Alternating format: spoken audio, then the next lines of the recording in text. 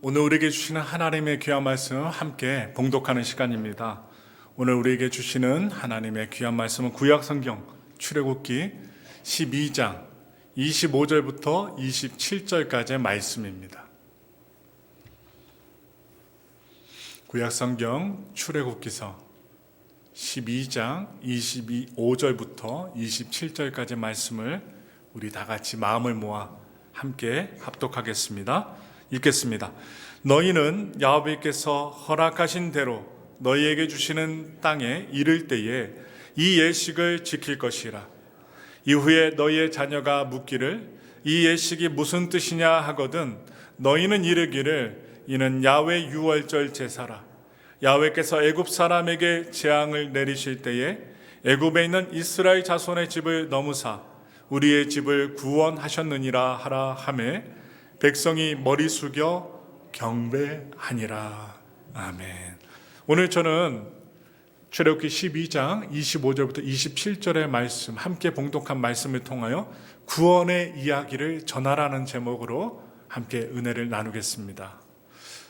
제가 말씀을 준비하면서 한 이야기를 보았습니다. 다음 투데이에서 다음에 있는 머니투데이라는 그 곳에서 올라온 이야기입니다. 제목이 뭐냐? 사흘 굶었어요. 국밥 한 그릇만. 제목이 올랐어요. 사흘 굶었어요. 국밥 한 그릇만. 이 문구가 있는 글이에요. 바로 그 글을 올리자 벌어진 이야기입니다. 46세의 일용직 노동자였고 긴급 생계 지원을 받았던 한 남자예요. 그런데 일을 혼자서 하는데 몸이 아픕니다. 지금 겨울이잖아요. 날씨가 춥습니다. 겨울이라 현장에서 노동하는 일이 없는 거예요. 불러주지 않습니다. 그래서 돈이 떨어지고 또 동사무소 가서 생계 지원비를 받았음에도 불구하고 일을 못하니까 굶게 되는 거예요. 사흘 굶자 그 사람의 마음속에 어떤 마음이 드는가? 죽고 싶은 생각이 드는 거예요. 너무나도 처절하고 너무나도 힘이 들고 그 가운데 자신의 이야기의 글을 올립니다. 바로 보배드림 커뮤니티에다가 국밥 한 그릇만 사주세요라고 하면서 글을 올렸어요. 그에게는 큰 용기였습니다. 그 한 줄을 쓰기까지는 큰 용기였어요. 그 용기를 지니고 2시간 동안 글을 썼다가 지웠다가 합니다. 그러다가 어렵게 글을 남겼어요. 창피함을 무릅쓰고 사흘을 굶었습니다. 국밥 한 그릇만 사주세요. 우리는 이런 글들을 보면 어떤 생각합니까? 분명히 거짓말할 수도 있어. 진실이 아니야. 많은 사람들이 그렇게 생각하고 댓글도 달았어요. 그런데 놀라운 사실은 한국 사회가, 우리 한국 사람들이 따뜻합니다. 아직까지 따뜻해요. 응원의 글을 올리는 거예요. 믿을 수 없다라는 반응도 많이 글을 올렸지만 응원하는 글들이 훨씬 많았다는 것입니다. 그래서 어떤 분은 이렇게 글을 남겼어요. 한번 들어보세요. 동생, 혹여나 그쪽이 설령 사기친다 해도 그냥 지나칠 수가 없네. 정말 만에 하나 절실하게 도움이 필요한 사람일 수도 있기 때문에 이 댓글 보거들랑 나한테 쪽지 보내서 계좌번호 보내라는 거예요. 따뜻하죠? 욕하지 않았어요? 동생이라고 합니다. 혹시 사기친다 해도 그냥 지나칠 수가 없다는 거예요. 그는 염치불구하고 계좌를 보냈습니다. 염치불구하고 창피함을 무릅쓰고 계좌를 보냈는데 여러분 세상에나 3명의 사람이 18만 원이나 보낸 거예요. 18만 원. 거의 200불이죠. 사흘 굶은 사람의 이야기는 이렇게 마무리됩니다. 오늘 받은 위로와 도움을 잊지 않고 저 또한 어려움에 처하신 분들을 그냥 지나치지 않고 돕겠습니다 라고 하면서 8,000원짜리 국밥 있잖아요. 따뜻한 국밥을 사진으로 올리면서 수저 올려놓고 맛있게 먹겠습니다. 힘내서 살겠습니다. 저도 도우면서 살겠습니다 라고 글을 올리는 게 마지막이에요. 이 이야기를 제가 보면서 하나님의 구원의 이야기를 설교를 준비하는 가운데 마음이 훈훈해졌습니다. 한 사람의 이야기가 우리의 마음을 따뜻하게 해줍니다. 여러분, 이야기는요, 힘이 됩니다. 마음이 훈훈해집니다. 오늘 본문에는 유대인들이 3,500년 동안 그들의 자녀들에게 전달하기를 힘썼던 출애굽의 이야기가 나옵니다. 스토리가 나와요. 모세는, 여러분 성경을 보시면 12장을 보시면요, 출애굽하기 전에, 놀라운 일이 일어나기 전에 왜 이 사건, 출애굽의 사건의 이야기를 먼저 세대들에게, 백성들에게 교육하기를 원했을까요? 알려줬을까요? 그 이유를 우리가 한번 살펴보면서 오늘날 살기 힘든 시대, 환경이 차갑고 관심 없는 이 시대 가운데 얼마나 하나님이 우리를 관심 갖고 계신가, 그 은혜를 나누겠습니다. 유대인들은 출애굽 이야기를 뭐라고 부르냐? 하가다로 부릅니다. 하가다. 바로 히브리어로 아가다가 바로 이야기입니다. 그런데 거기다가 정관사 하를 붙이면 특별한 의미가 부여되는, 그래서 하가다, 출애굽 이야기라고 하는 거예요. 특별한 이야기입니다. 유대인들은 많은 이야기 중에 가장 위대한 이야기를 무엇으로 보냐? 출애굽 이야기로 보고 있습니다. 해마다 잊지 않습니다. 6월절 시기가 되면 유대인들은 온 가족들이 모입니다.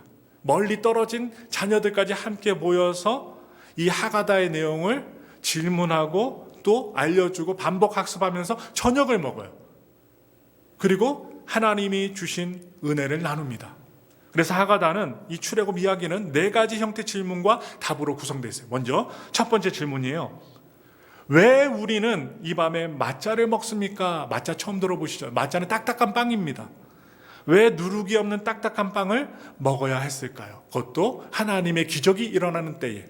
그것은 이스라엘 백성들이 급히 애굽을 떠나야만 했기 때문입니다. 누룩을 넣고 부풀리려면, 풍성하게 만들려면, 부드럽게 만들려면 기다림의 시간이 필요해요. 시간이 필요한데 기다릴 시간이 없었습니다. 우리 말씀 봅니다. 출애굽기 12장 11절의 말씀 읽겠습니다. 너희는 그것을 이렇게 먹을지니 허리에 띠를 띠고 발에 신을 신고 손에 지팡이를 잡고 급히 먹으라. 이것이 야훼의 유월절이니라. 아멘. 급히 먹으랍니다. 하나님의 역사의 긴박성을 말해주고 있어요. 그들은 누룩이 없는 이 mat자, 딱딱한 빵을 먹으면서 당시 하나님께서 역사하신 출애굽의 역사가 얼마나 급박하게 이루어졌는지 느끼고 생각하게 됩니다. 또 두 번째 질문하면서 이들은 나눕니다. 왜 이 밤에 우리는 쓴나물을 먹습니까? 자녀들이 질문을 해요. 여러분, 쓴나물이 뭡니까? 쓰다라는 것은요, 이 이스라엘 백성들의 조상들이 애굽에서 겪었던 고통을 상징합니다. 우리가 삶을 살아가면서 고통을 겪을 때가 있습니다. 아플 때가 있어요. 그것을 잊지 말라는 거예요. 우리는 고통 속에 살았다는 것을 잊지 말라. 바로 이스라엘 백성들에게 주시는 하나님의 유월절의 교훈입니다. 또한 세 번째 질문 보겠습니다. 쓴 나물을 왜 2번 적셔서 먹나요? 라고 질문합니다. 유대인들은 쓴 나물을 2가지 소스에다가 찍어 먹습니다. 바로 소금물에 가장 먼저 찍어 먹고, 그리고 이 소금물은 무엇을 뜻하느냐? 이스라엘 백성들이 애굽에서 흘렸던 눈물을 뜻합니다. 상처에다가 소금물을 바르면 얼마나 쓰겠습니까? 정말 쓰고 고통스러운 눈물을 의미하는 거예요. 상징합니다. 그들은 또한 이 쓴 나물을 바로 하로셋이라는 소스에 찍어 먹습니다. 이 하로셋, 2번째 소스죠. 이 하로셋 소스는 어떻게 만드냐? 포도와 무화과와 사과를 함께 갈아서 만듭니다. 이 포도가 들어가기 때문에 색깔이 변합니다. 브라운색으로 변해요. 이 브라운색을 의미하는 것이 무엇일까요? 바로 애굽에서 이스라엘 백성들이 힘겹게 벽돌을 만들고 성을 쌓을 때 벽돌을 쌓습니다. 벽돌을 쌓을 때 모르타르를 상징하는 색깔이에요. 그것을 먹으면서 하나님께서 그 고통 가운데서 우리를 이끌어 주셨다. 바로 이 쓴나물을 통해 소금물과 하로셋이라는 소스를 찍어 먹으면서 그들이 과거에 겪었던 고통을 기억하라는 거예요. 바로 고통의 시간을 감각적으로 느껴보라는 것입니다. 마지막 4번째 질문이 있습니다. 왜 우리는 유월절 음식을 뒤로 비스듬히 기대어 먹습니까? 라고 질문해요. 이 질문을 받으면서 인도자, 바로 집안의 가장이죠. 아버지는 베개를 받치고 편안한 자세로 음식을 먹는 모습을 가족들에게 보여줍니다. 편안하게 베개를 받치고 누워서 음식을 먹는 모습을 보여줘요. 의미가 뭘까요? 이제는 우리는 자유로운 백성이 되었다. 그래서 우리는 편안한 자세로 먹어도 될 만큼 서서 시간 없이 먹는 것이 아니라 편안하게 여유 있게 먹어도 될 정도로 우리에게는 하나님의 은혜, 여유와 기쁨이 생겼습니다 라고 일러주는 것입니다. 출애굽은 3500년 전의 사건입니다. 오래됐죠? 그런데 유대인들은 이처럼 유월절 식사를 통하여, 바로 유월절 행사를 통하여, 그것이 단지 과거의 사건이 아니라, 하나님이 구원해 주신 사건이 과거에만 있는 것이 아니라 현재 우리를 존재하게 한 사건으로 기억하는 것입니다. 잊지 않는 것입니다. 이스라엘 공동체, 특히 출애굽할 당시에 이스라엘 공동체는 야곱의 후손들로만 이루어져 있었어요. 그렇게 생각합니다. 그런데 그것이 아닙니다. 그들 중에는 애굽인들이나 하나님의 기적의 역사를 보고 하나님을 믿었던 애굽 사람들과 또 다른 민족들이 있었을 것입니다.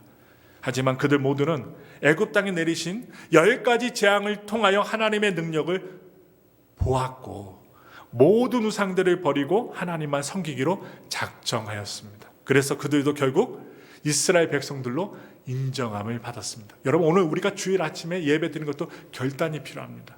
하나님께 기도하는 것도 결단과 믿음이 필요합니다. 하나님을 섬기기로 결단하고 그 결단을 지키는 자는 바로 하나님께서 자기 백성으로 말미암아 삼아주시고 인도하시고 구원해 주십니다. 여러분, 성경을 보세요. 여리고성에 만났던 그 라합이 있습니다. 여리고성에서 유일하게 구원받았던 가정입니다.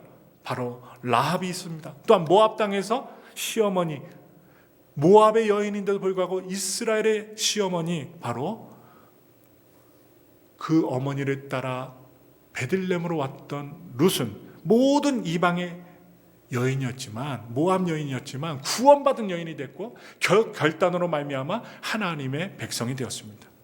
그들이 야훼 하나님을 섬기기로 결단하였을 때 그들은 바로 이스라엘 백성들로 인정함을 받았습니다. 마치 교회 안에 다양한 얼굴과 모습과 또한 인종과 직종의 사람들이 있지만 이들 모두가 예수 그리스도를 믿음으로써 하나의 공동체가 되는 것과 같습니다. 그러나 이스라엘의 공동체이든 오늘날 우리가 믿는 교회의 공동체이든 그 속에는 결코 변하지 않는 단 한 가지의 룰이 있습니다. 그것이 무엇이냐? 그 룰은 바로 구원자, 우리의 구원자가 누구신지를 분명히 알아야 된다는 사실입니다. 그것이 바로 신앙입니다. 믿음입니다. 출애굽하는 이스라엘 공동체에는 구원자 대신 하나님만 섬겼습니다. 다른 신을 섬기면 안 됩니다. 하나님만 섬겨야 합니다. 바로 교회 공동체는 핏값으로 우리를 사신 예수님을 교회의 머리로 믿고 섬깁니다. 그래서 하나님께서는 구원자가 누구이신지를 분명하게 알게 하시기 위하여 먼저 첫째로 유월절을 지키라 명령하셨습니다. 출애굽하는 이스라엘 공동체는 구원자 되신 하나님을 섬기는 공동체였습니다. 그래서 하나님께서는 이스라엘에게 유월절을 지키라고 명령하셨습니다. 여러분, 권유가 아닙니다. 명령입니다. 반드시 지켜야만 하는 것입니다. 이스라엘 백성들은 바로 이 유월절을 지킴으로써 하나님이 누구이신지를 알게 되었고 또한 유월절을 통하여 구원자 하나님을 만나게 됩니다. 그래서 유월절을 지키라고 하나님께서 명령하고 계십니다. 우리 다 같이 출애굽기서 12장 22절의 말씀을 우리 다 같이 읽겠습니다. 우슬초 묶음을 가져다가 그릇에 담은 피에 적셔서 그 피를 문 임방과 좌우 설주에 뿌리고 아침까지 한 사람도 자기 집 문 밖에 나가지 말라. 여러분, 왜 밖에 나가지 말라는 거예요? 죽음의 천사가 다닌다는 거예요. 바로 유월절은 죽음의 천사가 죽이러 다닐 때 어린 양의 피가 발려져 있는 그 집은 넘어간다는 의미를 지닌 절기입니다. 살려주신다는 절기예요. 어린 양의 피가 발려져 있다는 것은 하나님의 백성임을 표시하는 것입니다. 하나님의 백성이다. 건들지 말라. 죽음도 넘보지 말라. 넘어가라는 거예요. 죽이지 말라는 것입니다. 이 표시가 있는 자는 죽지 않고 구원을 얻게 됩니다. 생명보다 귀한 것이 어디 있습니까? 그만큼 생명을 귀하게 여기시는 하나님의 백성을 구원하시려는 하나님의 의미가 담겨 있어요. 두 번째 있습니다. 두 번째는 유월절을 가르치라, 전하라는 것입니다. 유월절을 지키고 기억한 이스라엘 백성들은 자자손손 대대로 이 유월절을 가르치라고 하나님께서 명령하셨습니다. 혼자만 알라는 것이 아닙니다. 가족들에게 알리라는 것입니다. 주변 사람들에게 알리라는 거예요. 혼자만 섬기지 말고 자녀들을 포함하여 온 가족과 대대로 하나님만을 섬기라는 명령입니다. 얼마나 중요한지 몰라요. 그것이 바로 오늘 본문의 말씀이에요. 우리 다 같이 25절, 출애굽기 12장 25절부터 27절의 말씀을 우리 다 같이 읽겠습니다. 너희는 야훼께서 허락하신 대로 너희에게 주시는 땅에 이를 때에 이 예식을 지킬 것이라. 이후에 너희 자녀가 묻기를 이 예식이 무슨 뜻이냐 하거든 너희는 이르기를 이는 야훼 유월절 제사라. 야훼께서 애굽 사람에게 재앙을 내리실 때에 애굽에 있는 이스라엘 자손의 집을 넘으사 우리의 집을 구원하셨느니라 하라 하매 백성이 머리 숙여 경배하니라. 아멘. 유대 민족만큼 정복을 많이 당하고 세계 각곳으로 여러 나라로 흩어진 민족이 없습니다. 정복당했습니다. 흩어졌습니다. 그러나 그들은 비록 흩어졌지만 다른 문화에 흡수되지 않았습니다. 그들 문화에 동화되지 않았어요. 그들은 정복당했지만 이스라엘 백성의 민족들은 사라지지 않았습니다. 오늘날에도 살아서 이스라엘 땅으로 돌아가 자기 땅이라고 주장하고 지금도 전쟁하고 있습니다. 그 비결이 어디 있을까요? 그들이 살아남은 비결이 어디 있을까요? 하나님의 구원의 이야기, 감동의 이야기를 다음 세대에 전달한 것입니다. 왜냐? 그 하나님의 구원의 이야기를 지니고 기억하고 전달하는 것이 바로 이스라엘 백성들의 사명이었기 때문입니다. 그들은 3,500년 동안 이 하나님의 구원의 이야기를 멈추지 않았습니다. 기억했습니다. 매년마다 기억하고 가족들과 함께 자자손손 함께 모여 음식을 먹으며 색깔을 보며 또한 소금물에 찍어 보며 하루 세신하는 소스에 찍어 먹으며 질문하며 기억했습니다. 그리고 다음 세대들, 후손들에게 전달했습니다. 그들이 이야기를 잃어버리지 않는 한 유대 민족은 영원할 것입니다. 이 말은 우리가 예수님의 은혜를 잊지 않고 기억하고 구원의 역사를 기억하고 어둠과 부정을 물리치는 한 우리는 절대로 무너지지 않는다는 사실과 같습니다. 바로 그들의 이야기가 하나님이 구원하시는 백성이라는 그들의 정체성을 유지할 수 있게 만들었습니다. 오늘 우리가 예배를 드리며 하나님의 백성이다, 예수님이 구원한 사람이다 라는 정체성이 우리 안에 있어야만 합니다. 그렇게 모세는 출애굽이라는 10번째 재앙이 일어나기 전에 엄청난 그런 환경 속에서 이 사건을 영원히 기억하며 미리 알려주며 또한 평안을 주며 자녀들에게 가르칠 것을 당부하고 있습니다. 명령하고 있습니다. 반드시 해야만 한다는 거예요. 일어날 일에 대해서 알려주고 평안하라는 거예요. 죽음의 천사가 아무리 애굽 땅을 온 땅을 두루 뒤지고 다닌다 할지라도 어린 양의 피가 발려진 집안에 있는 너희들은 안전할 것이다. 걱정하지 말라는 거예요. 유대인들이 다음 세대에게 전달하고 있는 이 출애굽의 이야기가 많은 사람들에게 영감을 주는 것은 사실입니다. 감동을 줍니다. 그러나 이 출애굽의 구원 이야기는 하나님이 하실 더 큰 구원의 이야기의 모델에 불과합니다. 예수님, 바로 예수님을 말씀하고 있는 거예요. 예수님은 유월절 만찬을 통해 출애굽의 이야기가 궁극적으로 자기 자신이 이루실 구원 사역임을 보여주셨고 이야기하셨고 제자들에게 알려주셨고 지난주에 우리가 성찬을 대하면서 다시금 기억하게 하셨습니다. 누가복음 22장 19절의 말씀 읽겠습니다. 또 떡을 가져 감사기도 하시고 떼어 그들에게 주시며 이르시되 이것은 너희를 위하여 주는 내 몸이라 너희가 이를 행하여 나를 기념하라 하시고 눈으로 보여주셔요. 입으로 넣어주시면서 먹으면서 행위로 보여주시면서 행하라 하십니다. 예수님은요 마짜라는 무교병, 답답하고 딱딱한 빵, 무교병을 가지고 축복하시고 제자들에게 떼어주셨습니다. 그리고 그것이 바로 자신의 몸이라는 것을 알려주셨습니다. 또한 나를 위해 찢겨질 몸을 알려주시면서 바로 누가복음 22장 20절 말씀 말씀하십니다. 우리 다 같이 그 말씀 보겠습니다. 저녁 먹은 후에 잔도 그와 같이 하여 이르시되 이 잔은 내 피로 세우는 새 언약이니 곧 너희를 위하여 붓는 것이라. 예수님께서 먼저 포도주 잔을 들고 이것이 너희를 위해 붓는 나의 피라고 말씀하십니다. 바로 문설주에 발라지는 어린 양의 피죠. 예수님은 제자들과 최후의 만찬을 하시고 유월절 그것도 정확한 양을 잡는 시간에 예수님은 십자가에서 죽으셨습니다. 요한이 표현했습니다. 침례 요한이 표현한 것처럼 그는 세상 죄를 담당하게 오신 하나님의 어린 양이었던 것입니다. 예수님은 왜 유월절 양 잡는 그 시간에 죽으셨을까요? 그것은 유월절 어린 양을 잡아 문설주에 그 피를 뿌린 자들에게 사망의 권세가 넘어간 것처럼 하나님이 보내신 어린 양으로 우리를 대신해 피 흘리신 예수님을 믿을 때 우리에게서 사망의 권세가 넘어간다는 것을 보여주시기 위하여 실제로 죽으신 것입니다. 피 흘리셨습니다. 따라서 출애굽은 더 크고 영원한 실제를 가리키는 사건에 불과한 것입니다. 즉 예수님 안에서 누리게 될 온 인류의 자유와 구원을 일러주시고 있습니다. 우리는 예수님이 흘리신 대속의 피를 믿음으로 죄와 사망 권세에서 출애굽하게 되는 것입니다. 여러분은 아직 사망 가운데 계십니까? 아니면 질병과 문제 가운데 두려움 속에 계십니까? 또한 죄의 영향력으로 고통받고 계십니까? 집안에는요, 말 못하는 이야기들이 있습니다. 개인에게도 말 못하는 고통과 어려움과 문제 이야기들이 있습니다. 그것을 한마디로 뭐라고 하냐? 상처라고 합니다. 과거의 상처를 안고 문제 가운데 계십니까? 그런 여러분들에게 저에게 무엇이 필요하냐? 오늘 출애굽이 말하는 바로 출애굽의 귀한 이야기가 필요하다는 것입니다. 어린 양의 피를 문설주에 바른 자에게 사망의 권세가 넘보지 못하고 넘어간 것처럼 어린 양의 보혈의 피가 뿌려진 자에게 죄와 사망의 권세가 넘어가게 될 것입니다. 우리는 종종 잊어버립니다.